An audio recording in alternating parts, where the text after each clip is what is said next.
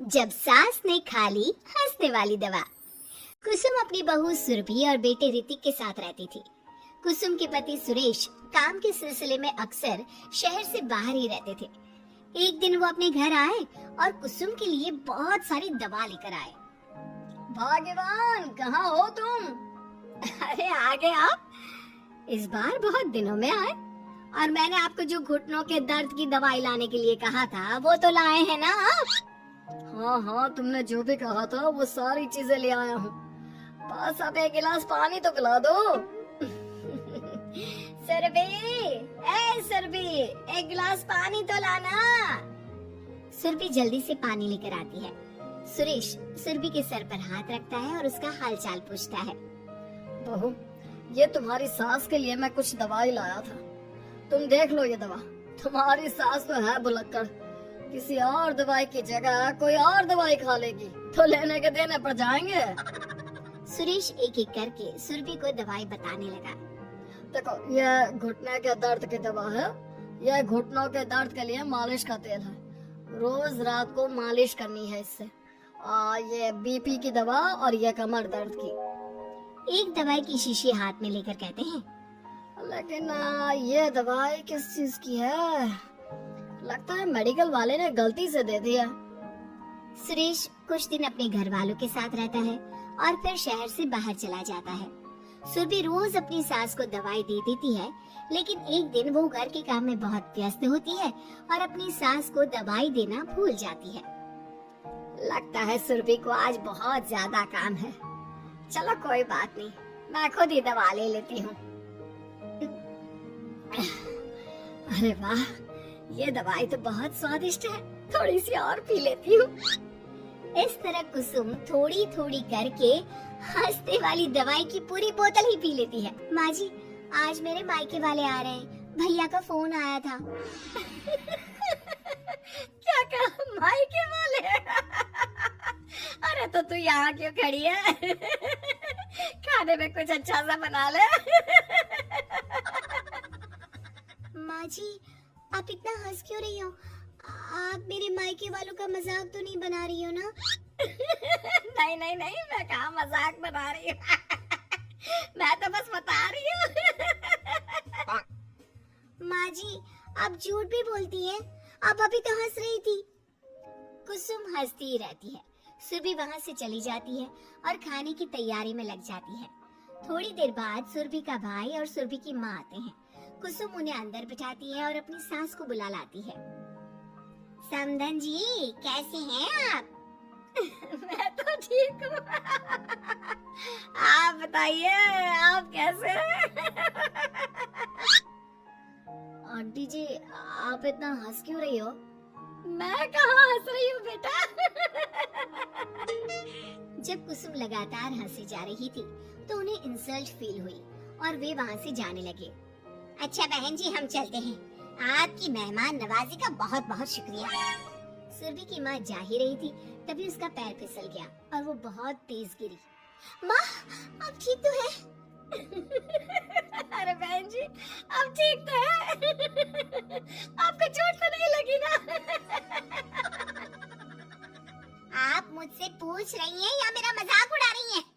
बहन जी, पहले तो आप इतनी बदतमीज नहीं थी, लेकिन अब क्या हो गया है आपको? माँ, आप ठीक तो है ना? अंदर चलिए, मेरे कमरे में आराम कर लीजिए। नहीं सुरभि, हम जा रहे हैं। हमें अपना मजाक और उड़वाने का शौक नहीं है। और सुरभि, तुम अपनी सास का इलाज कराओ। इस तरह सुरभि के मायके वाले चले गए तो सुरभि का गुस्सा चौथे आसमान पर था। उसने अपनी सास से कहा, माँ जी, आपने मेरे भाई और मेरी माँ के साथ ऐसा क्यों किया? अगर आपको उनका यहाँ आना अच्छा नहीं लगा तो आप मुझसे बोल देती। इस तरह उनकी इंसल्ट करने की क्या जरूरत थी? नहीं बहू, मैंने कुछ नहीं किया। अरे भला मुझे क्या पड़ी है जो तेरे घर वालों का मजाक उड़ाऊंगी? देखिए देखिए माँ जी, आप अब भी हंस रही है। आपसे तो बात करना ही बेकार है। सुरभि वहाँ से चली जाती है। अगली सुबह सुरभि को बहुत तेज बुखार हो जाता है और कुसुम उसे आवाज लगाते हुए उसके कमरे में जाती है। सुरभि, सुरभि, क्या हुआ? अभी तक सो रही हो तुम? हो गया? माँ जी, मुझे बहुत तेज बुखार आ रहा है। अच्छा ठीक है, ऋतिक को बुलाती हूँ। माँ जी, मुझे बुखार आ रहा है और आप हंस रही हैं। अरे नहीं बहू, मैं कहाँ हंस रही हूँ। वो तो मेरी हंसी रोक ही नहीं रही है। माँ जी, जब आपकी तबीयत खराब होती है तो मैं आपका कितना ख्याल रखती हूँ और आप मुझ पर हंस रही हो। चले जाओ आप यहाँ से। बहू सुन तो सही। नहीं माँ जी, आप जाओ यहाँ से। अब तो आपके बेटे ही आपसे बात करेंगे और मैं पापा जी को भी बताऊंगी कि आजकल आप क्या कर रही हैं। जब ऋतिक घर आया तो सुरभि ने उसे सारी बात बताई। मुझे तुम्हारी बात पर विश्वास नहीं हो रहा। माँ तो तुमसे बहुत प्यार करती है, फिर वो तुम्हारा और तुम्हारे घर वालों का मजाक क्यों उड़ाएंगी? खैर अभी छोड़ो इस बात को, अभी तो तुम मेरे साथ चलो, तुम्हारी दवाई ले आते हैं। कुछ दिन में सुरभि ठीक हो गई। एक दिन ऋतिक को पता चला कि उसकी मौसी के बेटे राहुल की तबीयत बहुत खराब है, तो वो अपनी माँ और पत्नी को लेकर हॉस्पिटल पहुंचा। मौसी जी, कैसे हैं राहुल भैया? बेटी, इतने दिन हो गए मेरे राहुल को बीमार हुए, लेकिन उसकी तबीयत में कोई सुधार नहीं आ रहा। अरे छोटी, हुआ क्या है राहुल बेटे को? कुछ बता तो सही। माँ, आप हंस क्यों रही हो? कहाँ हंस रही हो बेटा? मैं तो अपनी बहन के बेटे के लिए परेशान हूँ। माँ, ये क्या तरीका है? रहने दे बेटा, ये तो मैंने सुना था कि मुसीबत में साया भी साथ छोड़कर चला जाता है। आज मैंने देख भी लिया। अरे नहीं बहन, मैंने ऋतिक और राहुल में ना कभी कोई फर्क नहीं किया। फर्क तो दिख रहा है कुसुम दीदी। अगर आपके बेटे की तबीयत खराब होती तो आप ऐसे हंसती क्या? ऋतिक बेटा, ले जा अपनी माँ को यहाँ से। ऋतिक बहुत गुस्से में अपनी माँ से बात करने लगा, लेकिन कुसुम तो सिर्फ हंसे ही जा रही थी। ऋतिक ने अपने पापा को फोन करके बुलाया और उन्हें सारी बात बता दी।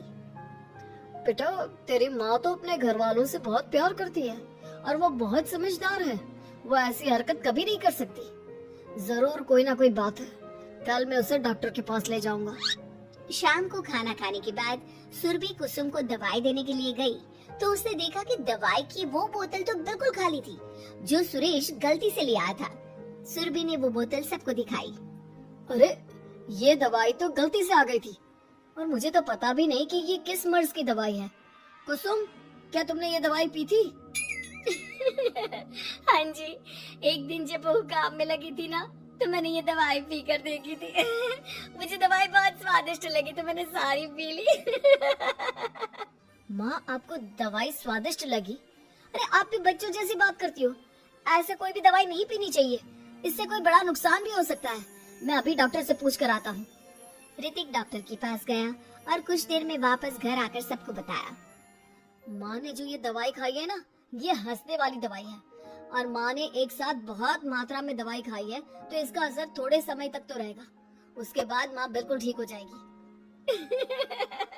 अच्छा हुआ जो तू डॉक्टर से पूछ कर आया, नहीं तो हंसते हंसते मेरा पेट ही दुख गया है। तुम जब तक पूरी तरह ठीक नहीं हो जाते घर पर ही रहना, और घर पर कोई मेहमान आए तो उससे बात मत करना। आप ठीक कह रहे हो, मैं ऐसा ही करूंगी। अब मैं बिल्कुल हंसूंगी।